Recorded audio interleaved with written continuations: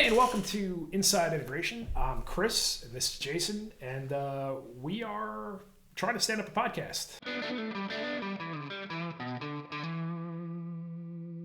So basically, we are both custom integrator veterans, and we want to produce some content that you all want to see and watch, and bear with us because we're kind of figuring this out as we go along, but. We're hoping to bring you some good content and have some great discussions with some great people in this industry. So, hey, Jayson, how are you doing? You know what? I'm doing all right, Chris. I don't think we're breaking any new ground here for a couple of middle-aged white guys to be, trying to put a podcast on and play radio. But the point of this podcast, as you mentioned, is really just to sort of have the backroom conversations. Many times I've sat at conventions or I've sat at buying group meetings or we've done some of these other things, and you hear these conversations and you hear these flows of ideas that transpire between each other, and you hear these little nuggets of wisdom sort of like fall out of the sky. And maybe some of it's alcohol induced, I'm not really sure. But I will say that part of the inspiration, at least from my side of this, is really to try to capture some of those conversations with the veterans of our industry. There's some other podcasts, some other shows out there. They have, kind of names for those segments. Whether it's chatting with the masters or language of legends or whatever you want to call it, right? Like so, I love that. I love that kind of idea. I love the deeper sort of interview, and of course these are going to be targeted, right? Like we're gonna do talk about products. We're going to talk about the companies. We're going to talk about some of the personalities, but ultimately, I think the lessons and the stories that come out of this are really the thing that I'm most excited about. I was I was just thinking about some of the shall we say less savory characters that I had to deal with over my time as a professional integrator, and No, not in this industry. no, Come but on. you run it. There's and you don't. Not everybody runs in the same markets. So, like for me, when I was an integrator, it was the very late '90s into the through like 2011 kind of range, right? Like so, you're talking about a time in America where we kind of went from super banging to bust in a 10-year period, right? Like we kind of shot to the moon, and then 2008 happened and everything sort of crashed, right? So there was kind of a ride there, but in that time frame, living in Central Florida, we I crossed a few bridges. My personal, and I don't know where we're going here, but this is this is a story I feel like tell today since we're talking about stories. That's the key to this. You never know Yeah, where we're going to my I was thinking like, what's a great topic? Like the most notorious person that you did an installation for, and were they famous or not? My personal one is the boy band, easy for me to say, boy band impresario, Mr. Lou Pearlman.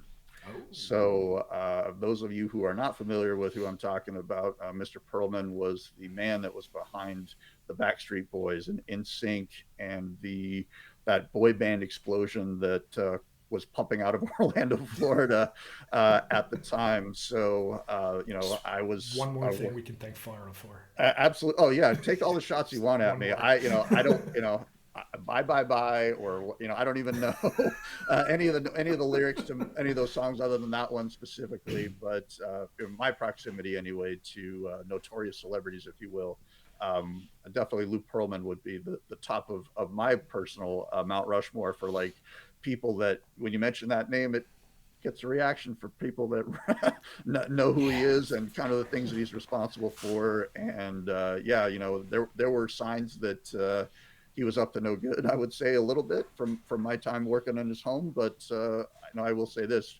he had a really kick-ass movie theater in his house. So that was my focus of working for Mr. Perlman. And yeah, there's a name on my list. You have anybody like that on your list, Chris, or anybody that, or if you have an NDA, I don't want to, I don't want to get you sued, but I think No, I think we know Mr. Perlman's fate, so I'm not too worried about them coming after me. yeah, I mean, we're far past the statute of limitations, I think, here for anything. Um, Yeah, there's definitely a few.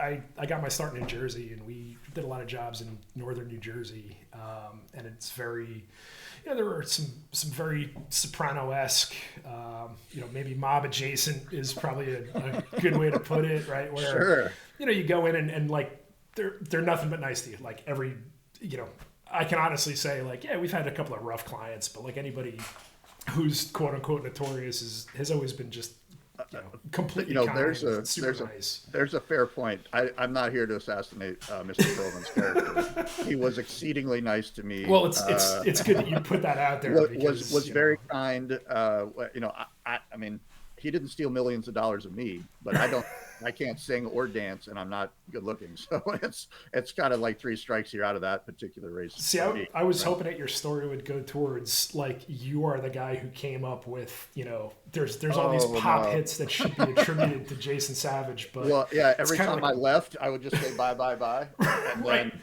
And that's somehow where it came from. It came on a song. Yeah, no, it was never like that. But yeah, we had a lot of fun working for folks like that, right? Like you don't get to pick necessarily all your client list, and I think geographically maybe you're going to run into some more colorful characters in places like New York or Orlando, Florida, maybe somewhere in Nebraska. But I won't say specifically that you can't have some super notorious interaction with a customer in Nebraska. I mean, there's definitely it's funny because whenever you guys all get together, there's always this story and that story, and there's like, I did this famous person's house and he was a total dick, or I did this and this came out amazing and that kind of thing. Like we all have, and it really, from what I've seen, it doesn't really matter where you're from, right? Like if you're, if I'm talking to dealers in Idaho or in the middle of Mississippi or whatever, like everybody's got some kind of little connection either to like, the local celebrity or to somebody big, and it's just one of these things that kind of drives us, right? Because there's a certain amount of people who, have the money to pay for our services and to kind of do it right. And it's always that, that's very much a delineator of, people that you interact with, Yes, celebrities with money like to entertain or like to have gizmos and gadgets, or at least many of them do. And we just happen to be in the gizmo and gadget industry, and we can put them in and make them look beautiful, turn on the lights in your house, and really have them, be able to showcase who they are. Not that your personal wealth should be an extension of your personality, but I think if you can afford to have nice things, why not have a few nice things along the way, right? Absolutely. And the key, people who like to entertain, people who, I've seen more than a few people in the entertainment industry, so it just kind of goes without saying that person's going to have a kick-ass theater or a kick-ass screening room, or somewhere that they can have parties and get all their other, pals together, that kind of thing. And that was definitely a thing in North Jersey and New York City and down, out here in Orange County now where I'm at.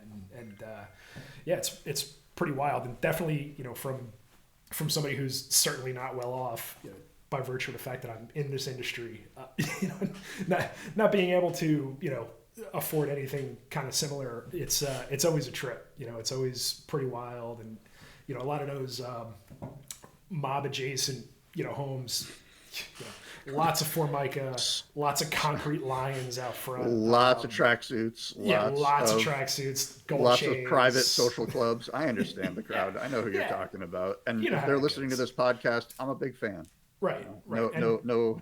Yeah, and this isn't my real name, so we're covered, right? Like I'm not exactly really who I am. But yeah, it's always wild. But what's cool about that is that really, folks like that really kind of let us push this industry forward, right? Like you don't see, your buddies, in your neighborhood putting up a video wall, most likely, right? Like you're not, that's a fair point. There those people like the Elvises of the world, or the Frank Sinatras of the world, or the what have yous, right? Like they were able to go to a manufacturer like Saul Morantz, or go to Paul McIntosh and say, hey, like I need hi-fi for my house. Like I need something, like there's pictures of these celebrities that have these massive systems, built into their home that are custom.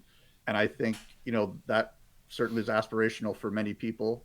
And we, I think we kind of see that cycle continue. You mentioned video walls, and I think that is an area that is, I think, part of the next wave for the major high end experience. I don't think that's any surprise to anybody that's in this industry. As the affordability and the performance sort of start to really get into an area where if you've got the means, it's not unattainable. I mean, yes, you can spend $1 million on a video wall. Awesome. And Sure. and more power to you if you Mm-hmm. can. But there's certainly people that are in that sub six figure area that, I think the video wall opportunity as integrators puts you in a place to not only be able to deliver entertainment, but my pie in the sky dream for that is certainly videos decor, Mm-hmm. where you can actually have it be part of what's happening in your home and have it be interactive, whether it's your schedule with post-it notes on it, notes for your kids, Right. a live video cam. You live in, I don't know, Western Alberta somewhere with you're looking out at the prairie and it's February and it's snowing like mad outside, and I'm only going to speak from personal experience there.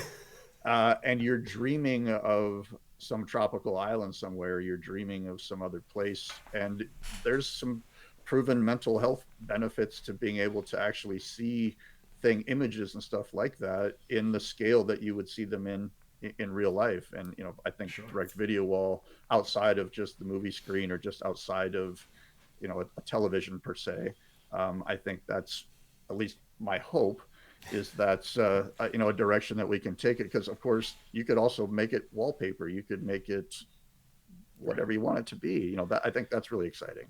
Well, and there's certainly a bit of a paradigm shift. I think that as these things become easier to install and less expensive and more ubiquitous, even ultra short throw and ceiling mounted or ultra short throw and again micro LEDs and video walls and that kind of thing, it becomes the use cases kind of write themselves, right? Like there's definitely in my own head, you walk into a foyer or something and it's there's a big wall where maybe previously there would be artwork. Like to be able to have artwork or a fish tank or those videos that everybody always posts on LinkedIn where it's it's like a piece of signage where the shark jumps out and it's on some city street. Like that would be kind of cool to have something similar to that in your home, at a certain level. And I think it's definitely a trend where we'll see more ubiquitous screens, but we'll see screens that kind of blend in, right? Like it's not going to be for watching Netflix. It's going to be for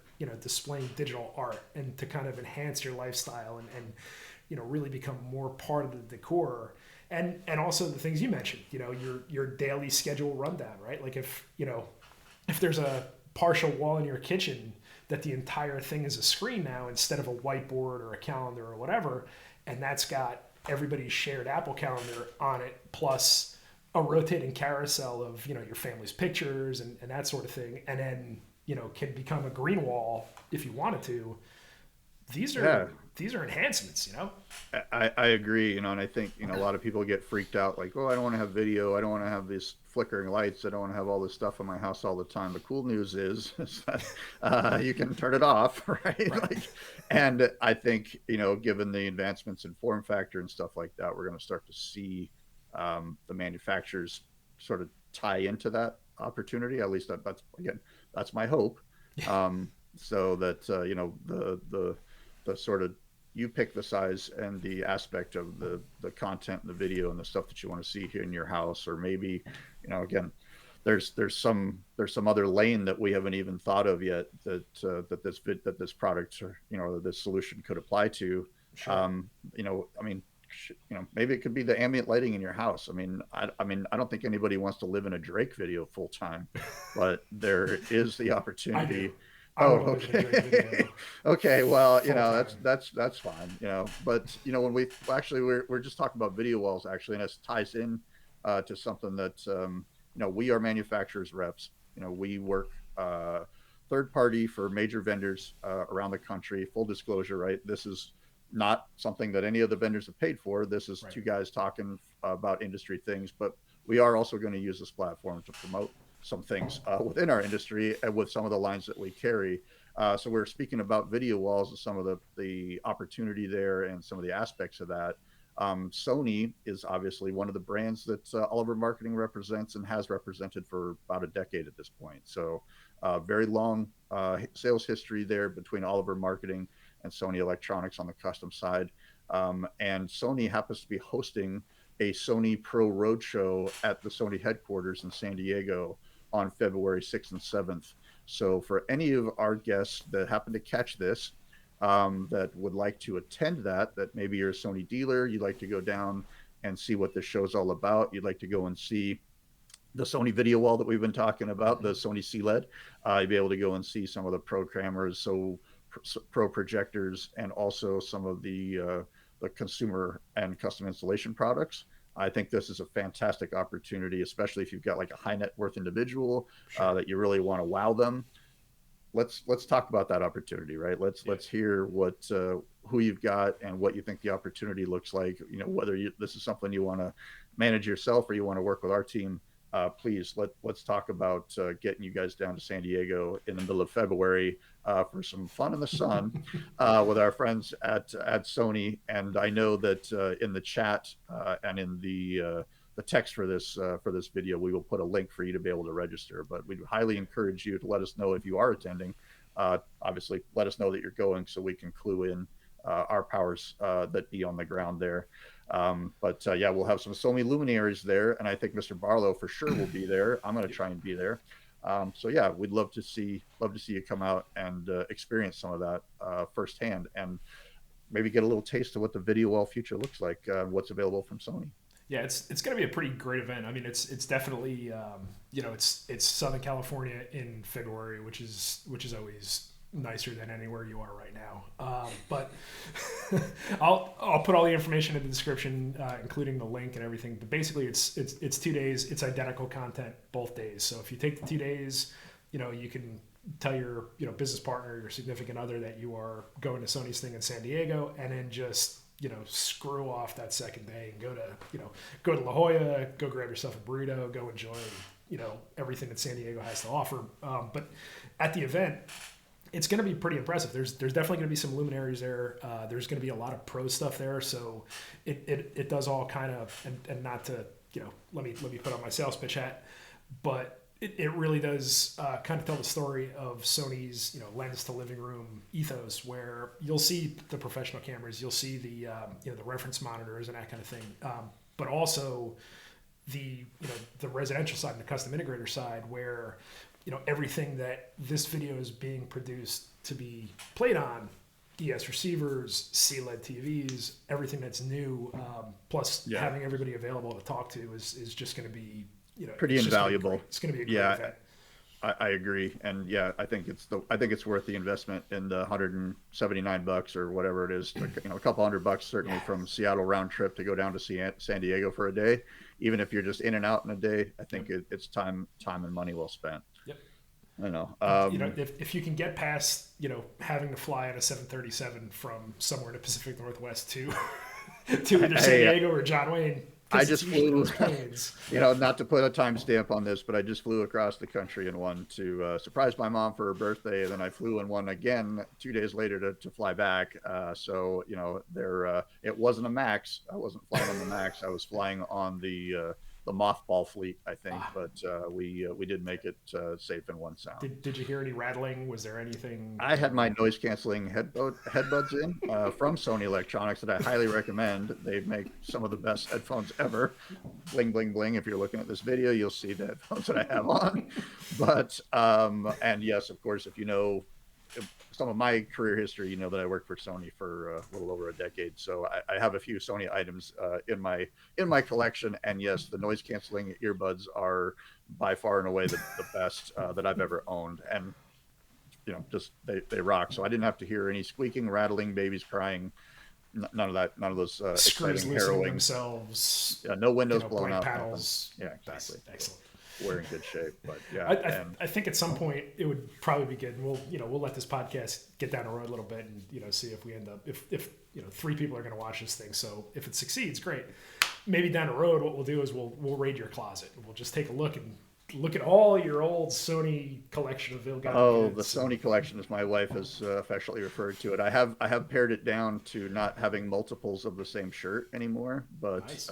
yeah, there's a few there's a few good ones in there. And if you were a Sony insider and you see some of these like Sony Cierge, like that's a very rare shirt. And many of the integrators in Southern California are happy to hear that that is no longer a thing because before custom install, Sony would just do wonderful things for high net worth clients and kind of Yeah. the dealer wasn't really involved with that transaction. Now, every dealer in Southern California and everywhere else out there, there's no competition internally from the vendor trying to get in your way there. So it's kind of a nice. I feel like that's definitely, as somebody who's been, I mean, I've been on the custom side for pretty much 20 uninterrupted years, but I did have a couple of stints with a couple of manufacturers through there. And I feel like that's kind of a misstep by manufacturers that a lot of manufacturers make, is that, you know, the person, the person in general contacts the manufacturer, and the manufacturer just kind of embraces it, promises the world, and maybe you should talk to a dealer first. Yeah, Before. and one more thing I wanted to make sure I circle back on about the Sony event. If you When we talked about bringing a client, if you absolutely plan on bringing a client, please give your local sales rep a heads up Yep. because we want to make sure that that experience for your client is curated. And we also want to make sure that your client is not hearing information or not hearing things about pricing or program or having conversations that clients really don't need to be privy to if you're doing a business transaction with them. So, uh, end users, absolutely are invited. Yep. And I think a prime opportunity to make a sale happen in that environment. But we also want to make sure that we're not we're not hamstringing you either. Yeah. So if you plan to bring a client out with you, by all means, let us know. Yeah. Absolutely. And I mean, it's, let us help make that a better experience, and let Sony help make Yeah, that a better experience more as well. curated. Yeah, I mean the information part of it is obviously a component, but really more about the targeted experience for your client, right? So if you're going through the trouble to fly somebody down, or drive several hours to get there, or whatever that looks like, we want to make sure that it's a win for everybody. Yep. So Absolutely. So yeah, okay, so that's, I mean, we definitely, it's coming up soon. Obviously, February 5th and very short window of 6th time and for 7th is sure. coming very soon. A little bit later in February is Lightapalooza, and I don't know how much dealers know about this. It's been great. They've really been pushing it really hard. I think Yeah, everybody at this I've point been should know talking it about up it. too. Yeah, trying Yeah, to talk it up and get some guys out. And we a lot of the integrators that I've surveyed and the partners that we work with now I've surveyed are actually attending. So excellent. it's definitely getting some traction. I think from the CI space, and I think it's going to be a great. I think it's going to be a great, again, another great event. That's Yeah, not something that's your typical bread and butter. It's a new lane that custom integration is definitely taken under its wing. As we see convergence through all of these specialized trades sort of hmm start to mash into each other as everything as this industry tends to do. AV, television, video. A lot of customers that made investments in those things during the pandemic, so they're probably still on good enough, right? It doesn't need to be replaced yet. So where are these other lanes for revenue going to come from? Lighting, some home upgrades, stuff like that, shading, what the controls look like. I know our partners at Black Nova are going to be there. yep, So if you have clients that are looking for something that's really unique in terms of what the interaction is with the control system in their house, or you don't actually want it to look like anything technological, you want it to look like a piece of slate with some copper buttons coming out of it. Guess what? Our friends at Black Nova have some solutions that you should be definitely taking a really close look at. I mean, yeah. stunning. I mean, even you look at some of these fixtures and you're like, imagine the room that this Yeah, you keypad almost build goes a room into. around the Yeah, keypads, right? Like, really. Like I found myself kind of falling into that, and also for Northern California, Color Beam, uh, for all of our marketing will be there. Our partners here in the Pacific Northwest and Northern California at Elemental LED in Lucetta, Mr. Keith Siebers' little program there. We're really excited to be able to yeah, push some of that stuff out in front of you guys when you see what's available from a company that's based right in the United States in Reno, Nevada, Reno, Reno. manufactures it all there. has their has their UL lab right there in the building. That speaks volumes. And for those that don't understand really what that means, to have an underwriter's laboratory, a certification uh, spot in your building, means that you don't have to send anything away to anywhere else. You have Yeah, to walk very down the very hallway, rapid. Yeah, yeah, very to, rapid to cycle. get these products onto the market. The fact that they've also got a fantastic warranty and extremely competitive pricing compared to what else is out there. Yep. If you are in the linear light game, if you are doing through lighted granite, if you're doing lighting panels, if you're doing posters, if you're doing anything to add lighting control and decor that isn't something that's off the shelf, that isn't something that you can get from GE or something like that. I don't Yeah. know. I'm excited about I'm excited about what It's Elemental brings to the table. it's been a great partnership, and really a lot of that is due to Keith, and Keith is just the sweetest guy. And Jason, I know you're traveling. You're literally going to go pick him up from the airport in a couple hours. Yeah, We at the time, are. yeah, during the time of this recording, I am going to go pick him up here in the airport in about 3 hours or something like that. So I'm excited to get out with him and learn all the things that I can learn, and hopefully try to get my lighting game up to the level of my video game. Yeah, and that's one of the again, it's definitely worth going to Letapalooza, even just for the for the floor to kind of circulate around, and you meet Keith in person. He's great to meet, and you meet all our other lines and everybody else. And it's always good to kind of network and make sure that that's a thing. But really, Letapalooza this year more than any previous year is really focused on education. Like they have it's a real quick thing. It's February 26th through the 29th. So it's a pretty abbreviated, span of time, but it is just jam packed with so many different education opportunities for how to sell lighting, how to sell keypads, what to do, how to put these together, what the different resources are there to help you. And a lot of them are, most of them I would say are probably manufacturer sponsored, but there's a lot of other, agnostic ones, like how to market your lighting design and that sort of thing. And I mean, that in itself, CB is great. They have a metric ton of classes, but to just have it focused really on lighting and that lighting discipline is, I mean, that opportunity itself to sit through those is great. Right. And yeah, the fact that in many states you don't need to be a Sparky. You don't have to have an electrical certificate to pull this stuff off. If you've got, or if you are an electrical contractor, like, or maybe you're building yachts or whatever. If you're doing linear light, why not work with people that you can talk to on the phone Yeah. and get a hold of? You Yeah. know what I mean? Yeah, absolutely. Not another order from from a website with a shopping cart on it or whatever you guys are doing. I think actually one of the coolest things, and I don't know, again, we're kind of wandering all over this podcast here a little bit, but one of the cooler things that I've learned with my time working with that product is the templating. So you can actually, like, for example, if you do production work, or maybe you wanted to build custom light kits for the racks that you always build with a specific fixture, like the what's that thing called, the glazer, Yep. right? Or the Grazer. grazer, Grazer. grazer. Yeah, it's like the Yeah. cows eating the grass, right? Right. If you've never seen that demo before, and we work together, or you work with one of the other Oliver reps in our territory, say, hey, bring me that Lucetta demo. I want to see this magic trick that these guys are talking about. But with the grazer, it allows you to really focus the light, but you can you can literally wrap your hand around the fixture and it doesn't cast a shadow on the wall, Right. right? You can put it above a ceiling fan, or you can put several of them above a ceiling fan, and you won't see the shadow from the fan on the table or on the surface that's below it. So there's a lot of Right. cool things that you can do with a product like that.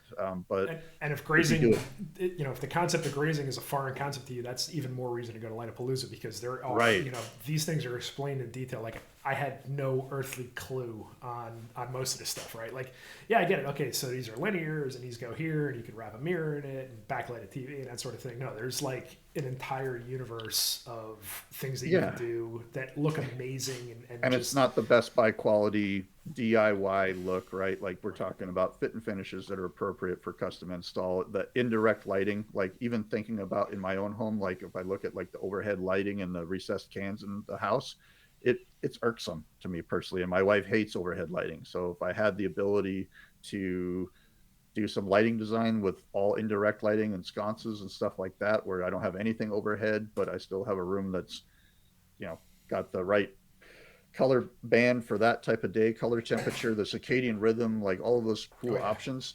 That's all attainable, and I'm not a millionaire, right? Like so. I mean, Yeah. this podcast takes off, I will be, but Yeah, um, don't hold your breath there, Chief. That's okay, not. damn. All right. Well, I was trying. I was trying. This is when you sell your limited edition Sony Sierra shirt, maybe that'll be Oh, right. Well, I will sign it. that'll be But your Cabbage Patch Kid or your rare Pokemon or your Magic it doesn't Gathering it doesn't trump fit. card. I'm too old and fat now. But okay. I'm working to get back into it. Well, and again, like Lightapalooza is a great opportunity to get educated on this stuff. If you're if you're an integrator and you're Sure. kind of flirting with dipping your toe in the water of specifying fixtures, it really feels a lot like shading was maybe 10 years ago, right? So shading Yeah. was kind of becoming a thing, and shade, vendors and Lutron and a couple others were really kind of trying to push custom integrators into pushing more shades. And, those that did, like once you get in the habit of it, once you know how to measure a window and specify it and get a, pretty general idea on what the fabrics are and how that works, like that's a great revenue stream. You can forge ahead. This is, linear and light fixtures really feel like that same kind of vibe where, the sooner you get up to speed on it, the more you can really impress interior designers who you're working with and even, contractors and that kind of thing.